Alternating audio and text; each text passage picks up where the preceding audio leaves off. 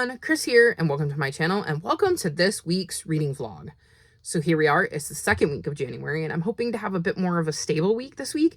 Last week I had some books I really enjoyed, and some books I really didn't. So if we could just stick in that 4-star range, that would be great. I'm currently in the midst of 3 books. I've started The Color of Revenge. I'm only 20 pages in, and this is the 4th book in the Ink World series. I'm 160 pages into my reread of Mistborn, and so far I'm enjoying it. I don't think it's going to be 5 stars, but I'm not convinced it'll be a 2-star read like the first time around. And then I'm 36 pages into The Bounty. This is a very slow-paced nonfiction about the story of the mutiny on the Bounty. And I'm going to see how it goes. I'm reading it slowly so as not to put myself into a slump, because slow books can definitely do that. So we'll continue to see how this one goes this week, because I should get a decent chunk into this if I'm reading 15 pages a day. As for what else I'm going to read, I'm planning on reading Journey to the Dragon Mountain, because I want to keep the details of this fresh, and I think reading this one, considering I just reread book 2, would be a perfect place to start. As for what else, I truly don't know. I don't have any solid plans. It's going to be whatever of my books call to me, or whatever books get overdue from the library. So we'll see. I'm very excited for some of the books on my TBR, so it's going to be interesting. I will say it is also going to be hard, because there's books I'm really excited for that are on my final book support group TBR, so I can't read them yet. So that kind of sucks, but it is what it is. I'll get there eventually. They're not going anywhere, and hopefully that'll mean my final book support group vlog will be full of books I absolutely love. So we're going to see how this week goes, what I get up to, besides definitely making progress in these 2. And I will check back in with you in a couple of days to give you an update on what it is I'm reading once I figure out what that is.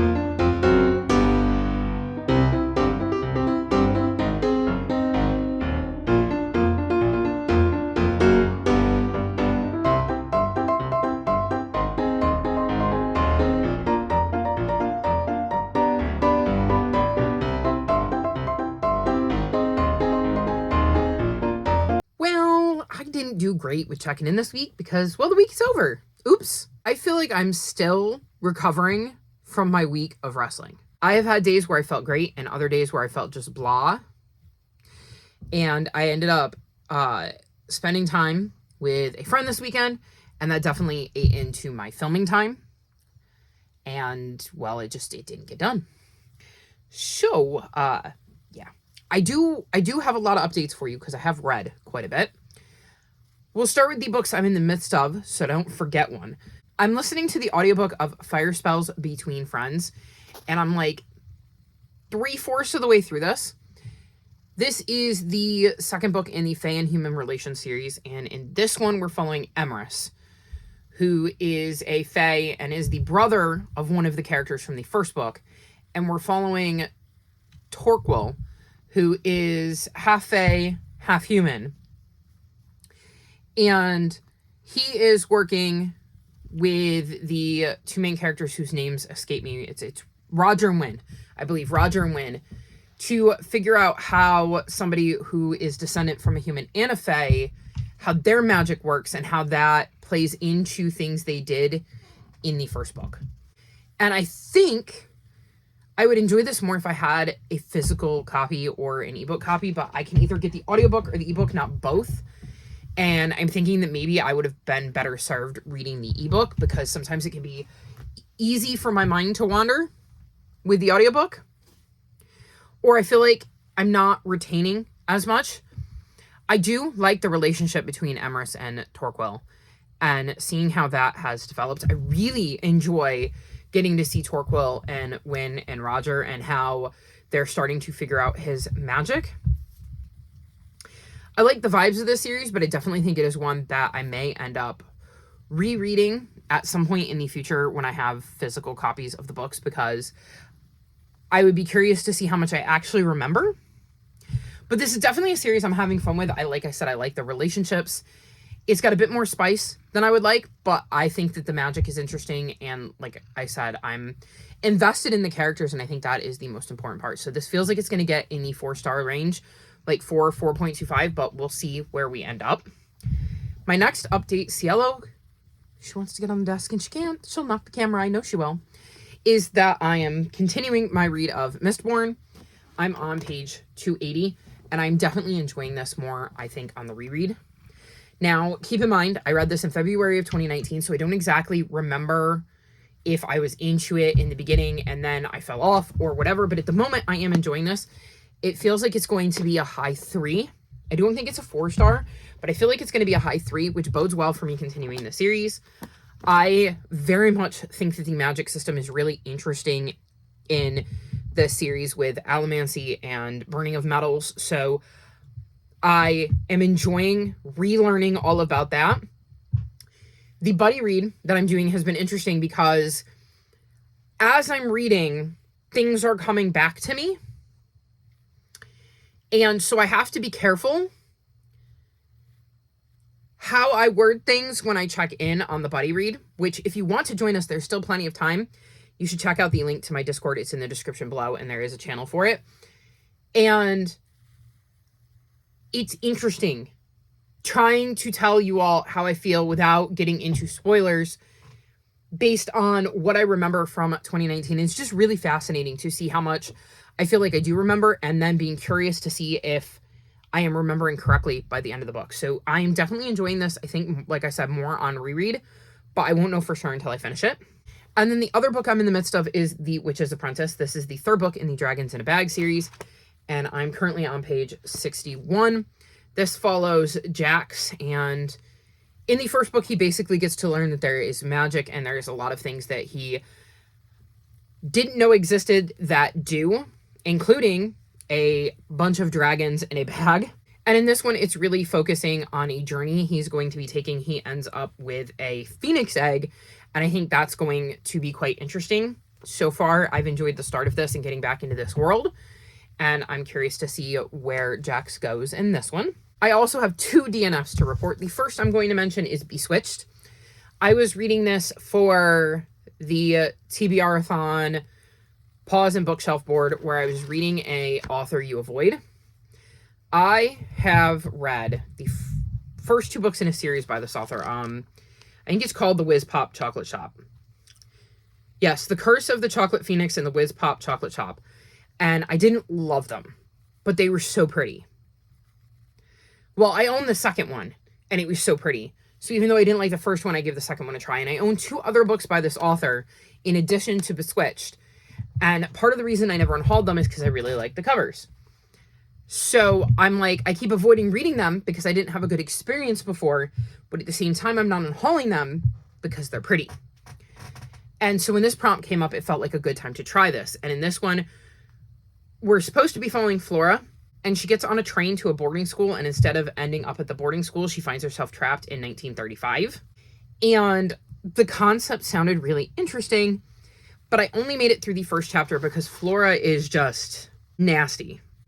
She is upset that she's got to go to this boarding school because her grandmother, I think, fell, and her parents have to go deal with taking care of her grandmother, so they're sending her for a few semesters at a boarding school. She calls her parents names, goes after the way she looks, is really nasty about her grandmother, and just, like, her mom is going, like, what do you want us to do? She's old and frail and can't look after herself. And Flora basically goes, why can't you just put her in a home? And I believe, based on what I've seen, we're going to see some character growth from Flora.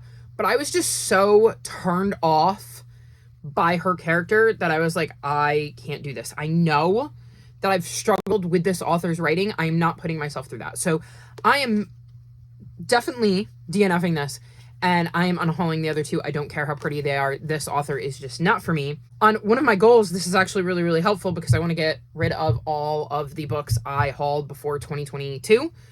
And all 3 of those books came from a haul that I got prior to 2022. So I've knocked that number down. The other book I'm DNFing is also from a pre-2022 haul, and that's The Bounty. The true story of the mutiny on the Bounty. And I got to page 63. We're going to take my bookmark out. So this was slow. I was so bored. I was only reading 15 pages a day, and I feel like they took me forever to read, and I just was not engaged. I believe in the beginning, it does mention,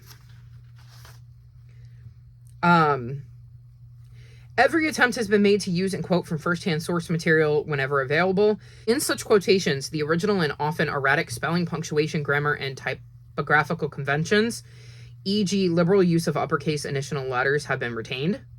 And it just was not clicking with me, like the way it was written, and it felt dry, and it's a 400-page book, and 62 pages in, I'm dreading reading it.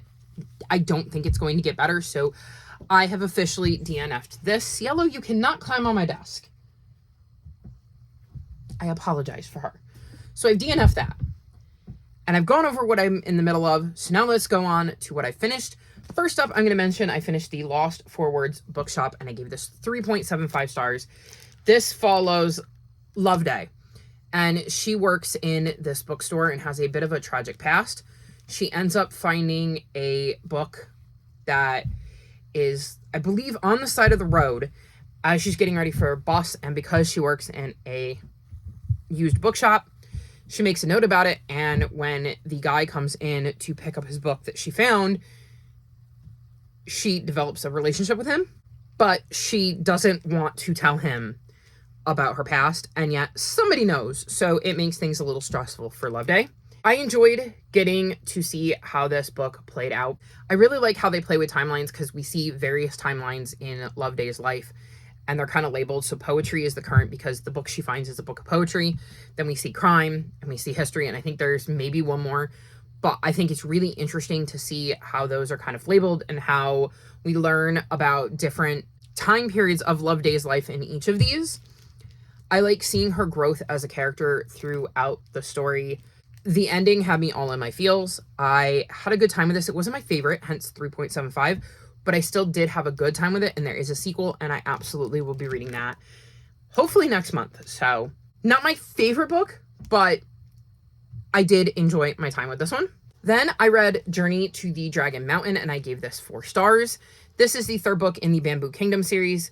This follows 3 pandas who are separated at birth due to a great flood, and a prophecy is made that is going to bring them back together. I was really intrigued by this one. There's a thing that happened in this one that I was not expecting to happen, but definitely makes me very curious about where this series is going. I feel like Leaf, Rain, and Ghost all bring some very interesting perspectives because they're all very different characters, and I also think we've seen a lot of growth in all 3 of them throughout the series so far. I'm very curious where the journey is going to take these 3, and while I don't love it as much as Warriors, I am having fun with it and am now officially invested in these characters and wondering where the journey is going to take them. Then I read The Seaside Corpse, and I gave this 4.25 stars. This is the 4th and final book in the Aggie Morton Mystery Queen series, which breaks my heart because I really enjoy the series. This is loosely based on Agatha Christie, and in this one, Aggie is going to a camp to watch paleontologists who are digging up a prehistoric skeleton that they believe is the first time somebody has found one of these. It's the Ichthyosaurus. And there are people who are fighting over who's going to get the skeleton, and it leads to tempers flaring. And then Aggie and her friend Hector, who is with her, end up finding a body on a beach. And, well, they end up investigating. I just adore the relationship between Aggie and Hector. I love how they puzzle out mysteries. I love the characters they meet in this one, who are both suspects, but also are helping them to piece things together and spending time with and developing relationships with. Because in this one, we have a lot of new characters because for the first time, she's not at home or at like her sister's house. Like she's not with family in this one. So most of the characters outside of Hector are somewhat suspicious just because we know it's not Aggie or Hector. So it really could have been anybody else. I enjoyed trying to puzzle through this mystery with them. And like I said, the real heart of this was seeing Aggie and Hector's relationship and just really enjoying how that bond developed between the two of them throughout the series. And I'm going to miss them and their friendship and seeing what they get up to. So very much enjoyed this one and very sad that the series is over. Then I read Sticks and Scones and I gave this 4.25 stars. This is the 19th book in the Bake Shop mystery series, and as follows Jules, who in the first book returns home to help her mom with her mom's bakery during a major life upheaval. And in this one, a theater troupe is taking center stage, and unfortunately the leading actor ends up dying, and there's a lot of people who might have wanted him dead. So Jules is now trying to puzzle out who killed off the leading man. And I thought the mystery was interesting because of the fact that you could see why everybody might have wanted to do it while trying to figure out who not just wanted to do it, but had the opportunity to do it. And there's also a lot of stuff going on in the background with like our main characters and like the side characters and like that kind of story that's going on in the background. And I thought that was really intriguing too. This left in a place that makes me very curious where things are going with the series. And I think I'm the most invested I've been in this series the whole time I've been reading it. I am very frustrated that the next book is not out. So definitely will be getting to that sooner rather than later because I really want to know where things are going because there's just a lot that happens in this one. So very good addition to the series, possibly my favorite in the whole series, and looking forward to book 20, which comes out in February. So next I read Maids of Misfortune and I gave this 3.25 stars.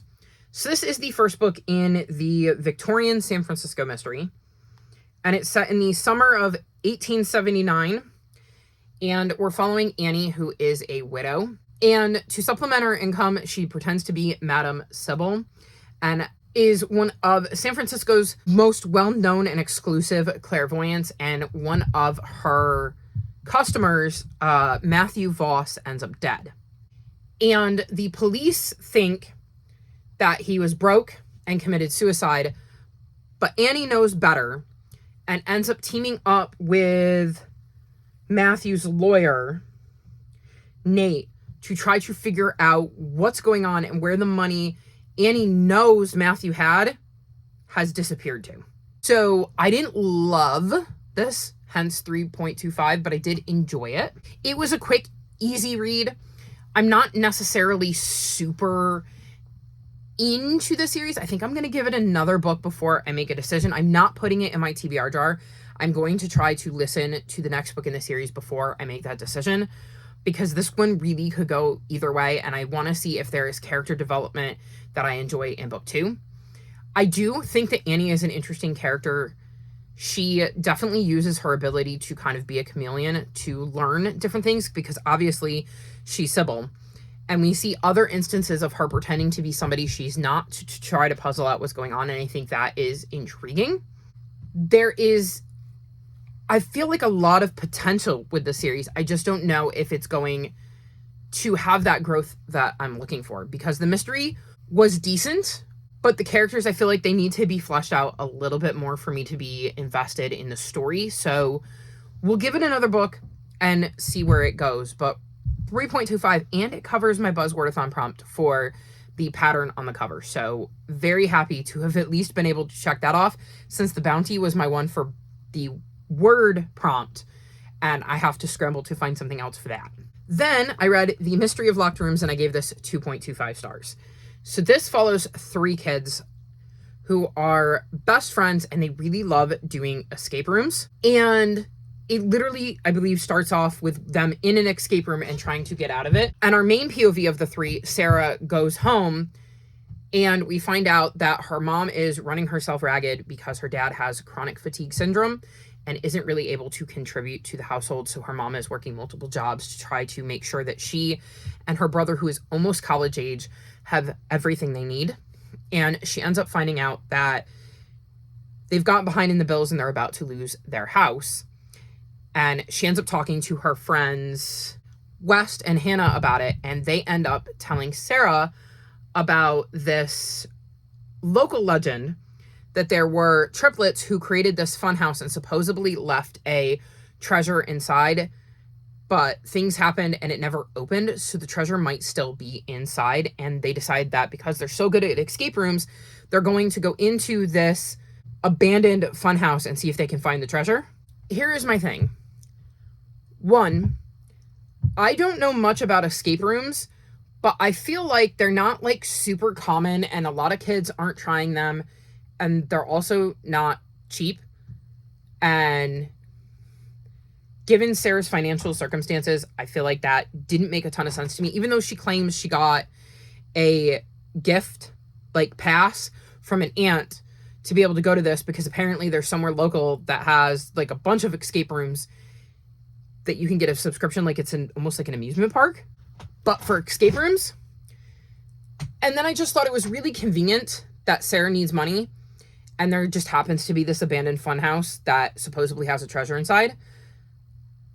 And it goes very, very quickly from her being in the escape room, going home, finding this out, talking to her friends, and them being in the funhouse. And I just thought that was so fast.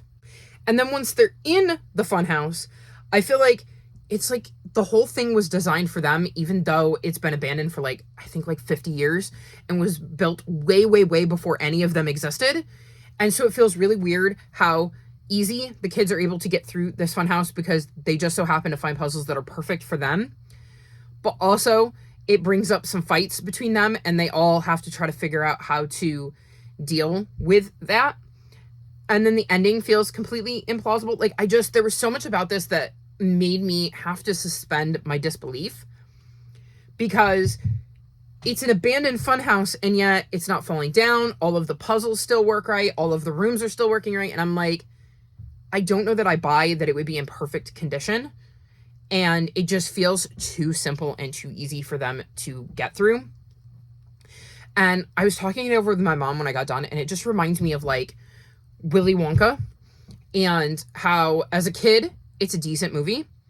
As an adult, there's things you can enjoy about it, but like if you start thinking about it, like what are the odds that the golden tickets end up in the hands of kids that are absolutely tempted by the exact things that Willy Wonka shows them? Which seems weird. And like, you know that Charlie's mom is running herself ragged to take care of him and her parents and her in-laws. And yet all of a sudden when Charlie's got the golden ticket to go to the factory, his grandfather is suddenly well enough to get out of bed and go to the factory with him. Like, do you see what I mean about how in that one of the things as an adult you'd have to do is suspend some of your disbelief to make the story work? I feel like this is the same way. Like maybe in a kid's hands it would work because they wouldn't be looking at it from such an adult perspective of like, well, why isn't the funhouse run down? Why is it so safe? Why is everything working exactly like it's supposed to?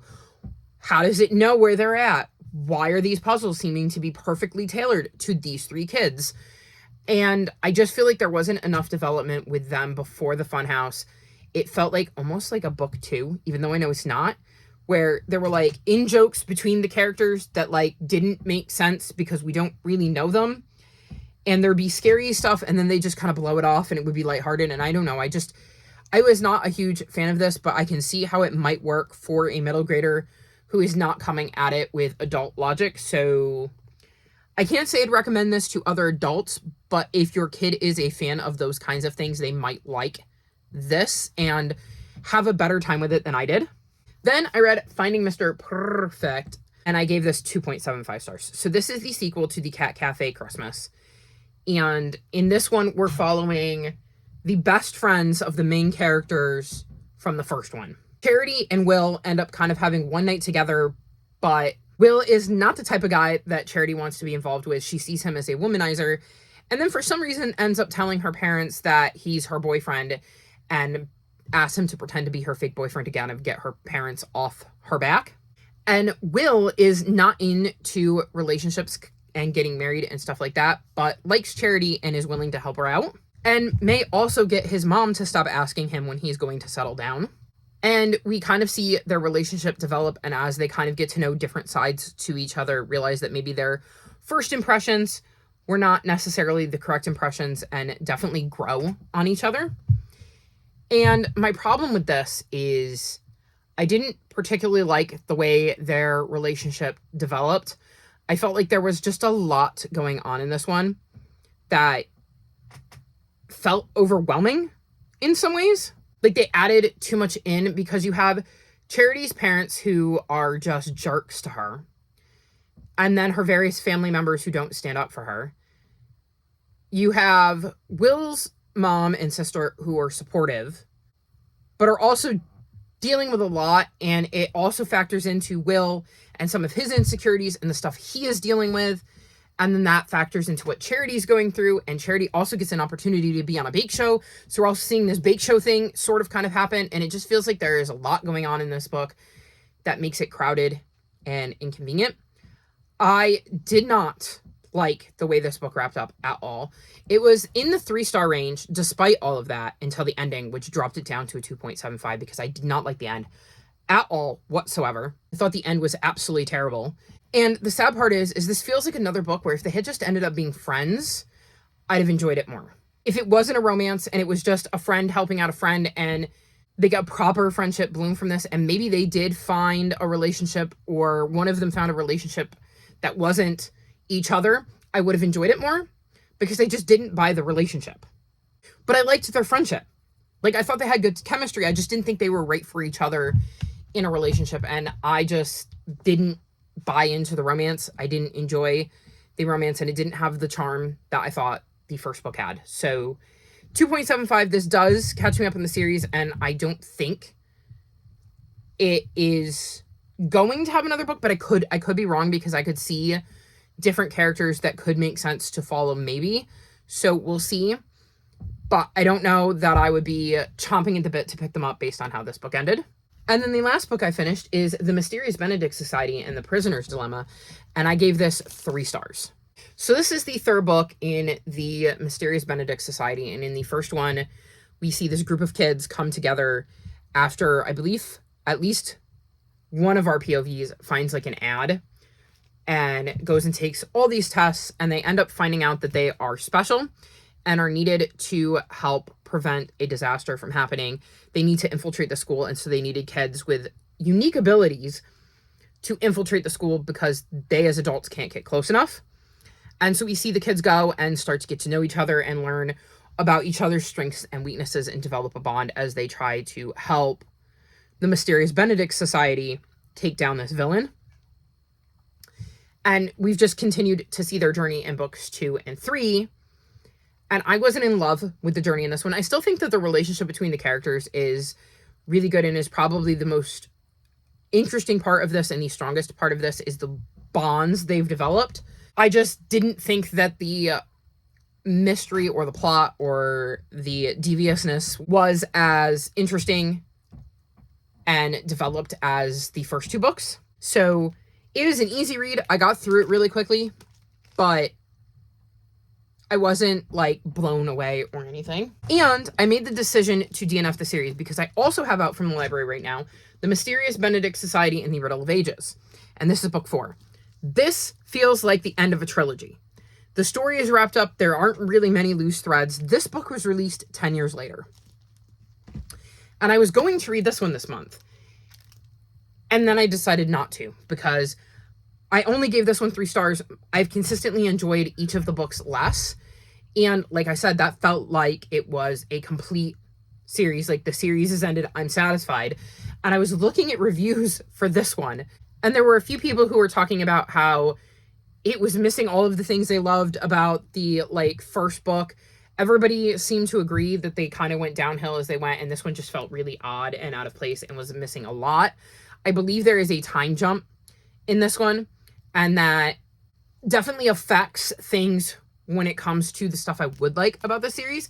So like I said, I feel like this is almost unnecessary, and based on reviews from people who honestly seem to like the series in general more than I do, if they aren't enjoying this book, I don't think I would either. So I think that since everything wrapped up in this one, I'm perfectly satisfied to just DNF the series and not read this one and take it like it was a complete trilogy. So that was my week. Like I said, lots of books. So I took The Mysterious Benedict Society off of my TBR because, well, I DNF'd the series. I caught up on, I think it's like Meow and Forever or something like that. It used to just be a Cat Cafe Christmas, but I think it's like the Meow and Forever Cat Cafe or something like that now, is the name of the series. I started this series, but I'm not continuing on with it, so that won't be going on my series spreadsheet. I'm technically now caught up in this, as the next book does not come out until February, so I managed to catch up on this one. I finished a series. I made progress in the series. I started the Victorian San Francisco series, so we'll see how that's going. And I'm currently in the middle of The Witch's Apprentice, which is book 3, and the Fae and Human Relations series I would be caught up on because there's only 2 books, and then of course my reread of Mistborn. So all in all, I think a good week, even with a couple of DNFs and low ratings, but it seems like I'm off to a very rocky start with January because it seems like I either really love something or I'm just not enjoying what I'm picking up, which is interesting because usually I either know pretty quickly that I'm going to DNF it, or I know it's going to be a high 3-star or low 4-star at the very least, and I end up enjoying it. I'm not used to having all these 1s and 2 stars, so that's quite interesting way to kind of start my year. But I just got told that my battery is low, so I'm going to wrap this clip up so that I can finish this vlog. So sorry about not checking in. It's been a weird week, and yeah, we'll hopefully get better about that. It's just recovering from that like wrestling hangover I had, so hopefully for the rest of January I do a little bit better. But that's going to be all for this week's vlog.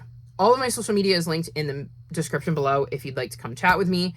If you've made it this far in the video, leave me, we'll go with plane emojis since there's a plane on this cover. Like this video and subscribe to my channel, and I'll talk to you next time. Bye!